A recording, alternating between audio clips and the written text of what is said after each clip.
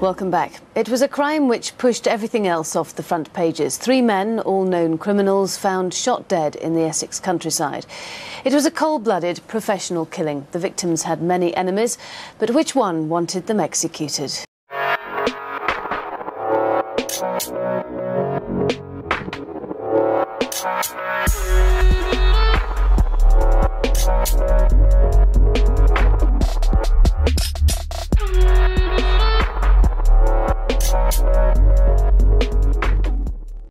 And welcome back to a new video on the Essex Boys case. As always, if you are enjoying the content, please do give the video a thumbs up.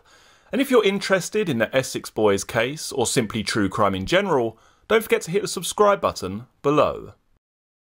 Section 83. Mr. Steele submits that it is a, quote, cause for much speculation, end quote, that no house keys were discovered on Mr. Tate's person at post-mortem.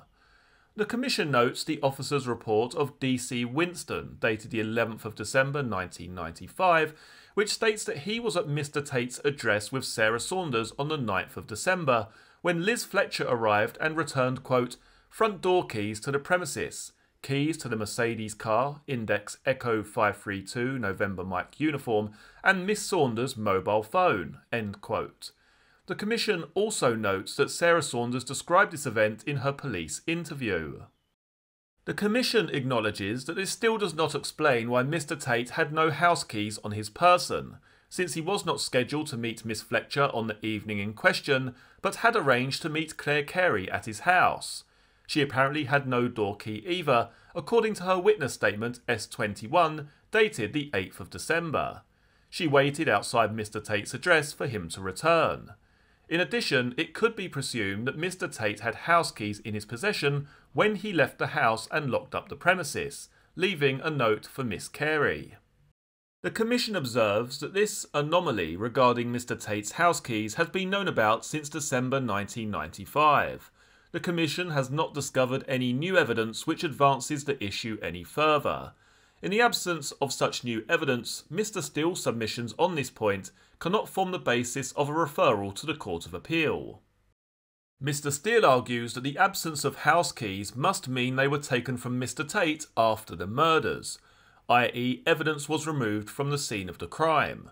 It has also been suggested that one or more mobile telephones may have been removed from the crime scene, e.g. mobile telephone 0585 249 316, associated with Mr. Tate and Liz Fletcher, one of his girlfriends, or one of the handsets that had previously been associated with Mr. Rolfe.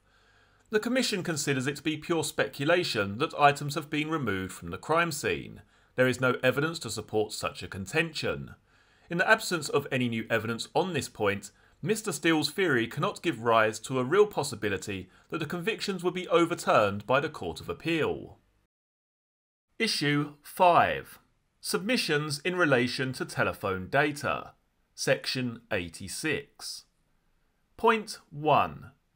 The applicants submit, relying on the expert report of David Bristow, dated June 2007 and revised in October 2007, that the trial jury was misled on the issue of whether or not the victims answered any incoming calls to their mobile telephones after the critical 1859 call between Jack Womes and Darren Nichols on the 6th of December 1995. It is further submitted that the Court of Appeal erred on this subject when it was considered in February 2006. At paragraph 10 of its 2006 judgment, the Court of Appeal stated, quote, the case for the prosecution was that the murders took place between 1848 and 1859, and that the telephone evidence supported this. It is a fact that the mobile phones of the deceased men did not make or receive effective calls after that time, end quote.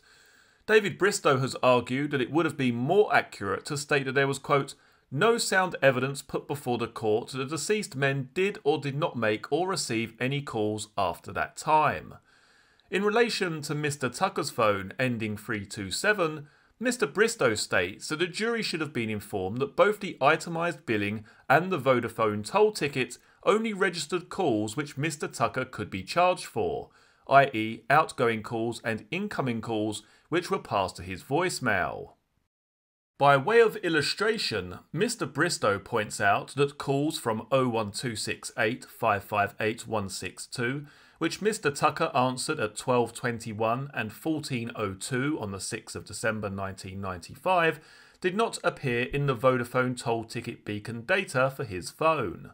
Mr. Bristow contends that Vodafone would have had no record of incoming calls to Mr. Tucker's phone which were not passed to voicemail. He adds that this leaves open the possibility that Mr. Tucker answered incoming calls after 1900 hours on the 6th of December. The Commission has considered this submission and takes the following view. Even if it is correct that the available records do not rule out the possibility of post-1900 incoming calls which were answered by Mr. Tucker, there remains no positive evidence that he did in fact answer such calls. In the absence of evidence on the point, it is difficult to see how this submission could give rise to a real possibility that the Court of Appeal would overturn these convictions. In addition, the Commission observes that there was other evidence which suggested that it was highly unlikely that Mr. Tucker answered his phone after 1900 hours on the 6th of December 1995, namely the 26 unanswered messages on Mr. Tucker's voicemail, a number of those messages expressing extreme concern about Mr. Tucker's well-being. It appears to be accepted that incoming calls to mobile phone ending 923, which was answered by Mr. Tate, would have appeared in the beacon data for that phone. However, the applicants make a different submission in relation to mobile phone 923. It is alleged that the only reason that the beacon data for mobile phone 923 ended at 1844 was because Essex Police placed time parameters on their request, i.e. they only requested data up until 7 p.m. on the 6th of December 1995. The Commission has been urged to obtain the original application for beacon data in relation to Tate's mobile phone 923. The Commission has sought this application but has been unable to locate it within the files of the Essex Police. The Commission asked Essex Police to comment upon this issue and was provided with the following written response on the 29th of July 2010. Quote, "Although there is evidence within the case papers that cell site beacon evidence was obtained for the mobile telephone of Tate, no application for this data has been identified. This offence was committed pre-RIPA, and as such, single points of contact, SPOC, did not exist, and there was no formalised system for such data applications. Indeed, it is my belief that Essex Police as an organisation had never before used this material either for evidential or intelligence purposes. The most that telephone companies would have requested for was a data protection form, but they would very often provide the information as a result of a verbal request. Although it cannot be stated with certainty, it is possible that this material was provided after a verbal request. The Commission has considered the response of Essex Police on this issue and takes the view that it is reasonable given that there was no formal system for requesting beacon data in December 1995. Although the Commission has been unable to locate any application in respect of beacon data for Mr. Tate's phone 923, the Commission has been able to form a view of the applicant's submission that Essex Police must have placed time parameters on the beacon request. In the context of everything the Commission has seen in the course of its review, it considers it to be highly unlikely that this submission is correct. The Commission notes that the beacon request in respect of Tucker's phone 327 did not include a 1900 time limit, and the billing request data for phone 327 specified the period between 14:51 on the 6th of the 12th and 8 AM on the 7th of the 12th. If Essex Police had decided to place time restrictions on requests for data in relation to the victims' phones, it seems inconceivable that they would have neglected to include a time restriction when requesting data for Tucker's phone 327. In support of their submission regarding time restrictions on call data requests, the applicants point out that the witness statement of Barry Dorman states that he called Mr. Tate's mobile phone 923 on the morning of the 7th of December 1995 and it was answered by a woman. This call did not feature in the disclosed beacon data for Tate 923. The applicants submit that this shows that time parameters were placed on the beacon request. The Commission considers that, even if this is true, it does not follow that a 1900 limit was placed on the request.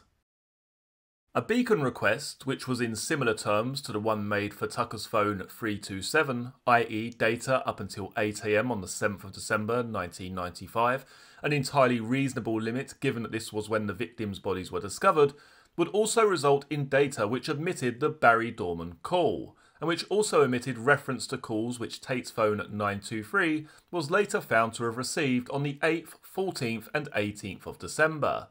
In further support of their submission regarding time restrictions on call data requests, the applicants seek to rely upon the witness statement of David Yeadle of Orange plc, dated the 7th of August 1997. Mr. Yeadle states that on the 23rd of July 1997 he received a request from Essex Police under Section 28/3 of the Data Protection Act 1984 in relation to Mr. Tate's mobile 923. The request was for call data 10:19 to 18:44 hours on the 6th of December 1995. The Commission has considered Mr. Yeadle's statement, but takes the view that the approach by Essex Police, which he described, is likely to relate only to their efforts to place existing call data for Tate 923 in an evidential format which could be relied upon at trial. The Commission understands that Mr. Yeadle would have been able to draw on previously retrieved and saved data, rather than having to conduct a new search of Orange systems.